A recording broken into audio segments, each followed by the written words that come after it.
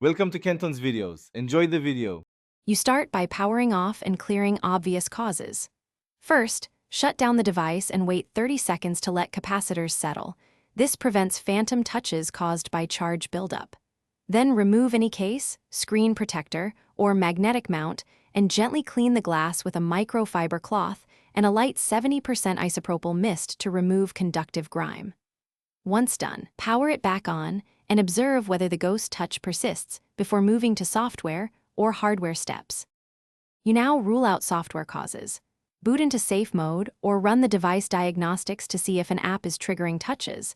Safe mode disables third-party apps so you can confirm. Next, update the operating system and touchscreen firmware because patches often fix driver-level issues. If available, recalibrate the touch input or temporarily disable gestures to test responsiveness. Make sure to back up settings before resets. If software fixes fail, you'll know it is likely a hardware problem. You finish by checking hardware and taking decisive action. Inspect the screen edges for bends, dents, or corrosion and look for moisture damage. Physical deformation often causes ghosting.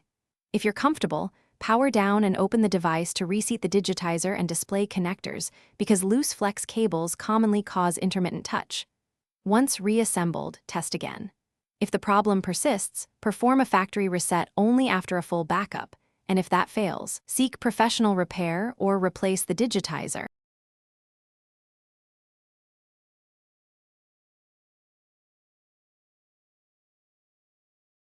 Thanks for watching. Consider subscribing if we helped you.